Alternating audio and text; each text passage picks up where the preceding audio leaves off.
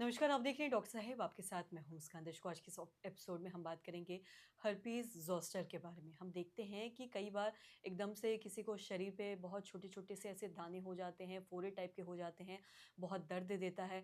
ऐसे में समझ नहीं आ पाता कि ये है क्या और ऐसी स्थिति में करना क्या है?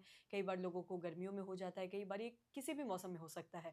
आज हम इसी बारे में तमाम जानकारी लेंगे और ये जानेंगे कि ये हर्पीज़ ज़ोस्टर है क्या? और ये इतना तकलीफ देता है और ऐसे स्थिति में करने की ज़रूरत क्या है? इसी पे तमाम जानकारी देने के लिए आज हमारे साथ मौजूद है बिहार के जाने-माने जनरल फिजिशियन डॉक्टर दिवाकर तेजस्वी सर। नमस्कार, बहुत-बहुत जी, स्वागत है बहुत आपका। धन्यवाद आपका। सर, आपसे अगर हम बात करें herpes ज़ोस्टर के बारे में तो हम देखते हैं किसी को भी होता है तो पूरे शरीर पे ऐसे फोड़े-फोड़े टाइप के दाने बहुत सारे निकल जाते हैं एक एक साथ और ये बहुत तकलीफ भी देता है पूरे नस में और पीठ में भी काफ़ी द दर्द देता है। तो ऐसी स्थिति में करना क्या है और क्या ये एक-दूसरे से फैल भी सकता है? इस बारे में भी थोड़ा बताएँ। जी, हर्पिस ज़ॉस्टर एक वायरल डिज़ीज़ है और देखा गया है कि जो चिकन पॉक्स बचपन में होते हैं, उसी का एक वेरिएंट है वो और नर्व के अलोंग वो चुपचाप पड़ा रहता है निष्क्रिय अवस्था में।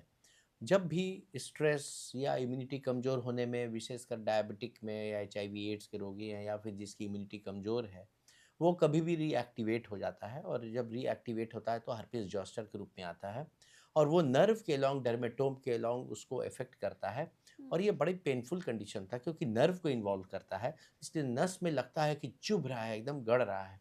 तो हर्पिस ज़ॉस्टर होने के पहले फ़ीवर भी आती है और नर्व में कुछ दिखता भी नहीं है, फिर भी वहाँ पर चुभन और लगता है कि जलन हो रही है बहुत तेज़ और उसके बाद फफोले-फफोले आने लगते हैं, उसमें सिक्रीशंस आने लगते हैं।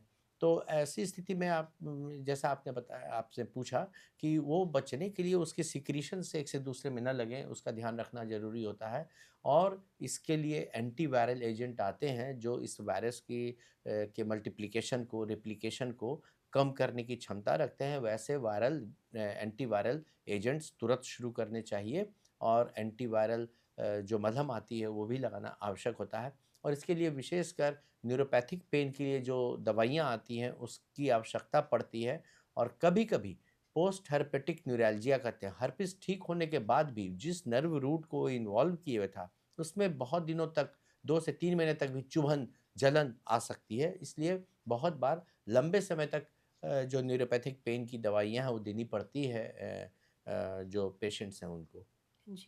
और साथ ही सर अगर किसी को हर्पीज़ हो जाए तो देखते हैं कि ठीक हो जाता है, स्किन क्लियर हो जाता है, लेकिन फिर भी ये काफ़ी समय तक सोने में दिक्कत देता है, कमर में दर्द रहता है या कहीं भी जहाँ भी हो, वहाँ पे तकलीफ़ बहुत होता है। तो ऐसे स्थिति में क्या करना है?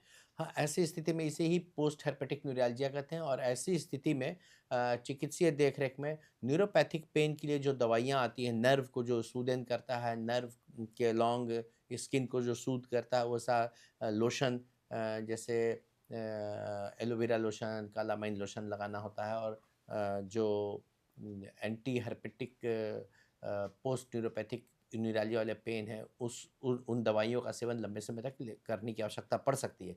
लेकिन इसमें विशेषकर वैसे लोग जो 50 इयर्स के ऊपर हैं, वैसे लोग जो डायबिटिक हैं जिनकी इम्यून सिस्टम कमज़ोर है, तो उन लोगों को जो हर्पिस ज़ोस्टर के विरुद्ध इफ़ेक्टिव वैक्सीन भी अब आ चुकी है, उनका वैक्सीनेशन हो जाने से इसकी जो चांसेस कम हो जाती है और ये इतना पेनफुल कंडीशन होता है उससे व्यक्ति बच सकते हैं। जी, सर बहुत-बहुत शुक्रिया तमाम जी, बहुत जानकारी देने धन्यवाद। के लिए। तो आशा करते हैं दर्शकों की आप भी हर्पेज़ ज़ोस्टर के बारे में समझ पाए होंगे कि ये क्या है और साथ ही अगर किसी को ऐसा होता है तो ऐसी स्थिति में करने की क्या ज़रूरत है। तो आशा करते हैं जो तमाम जानकारी है आपके लिए लाभदायक रही हो। धन्यवाद।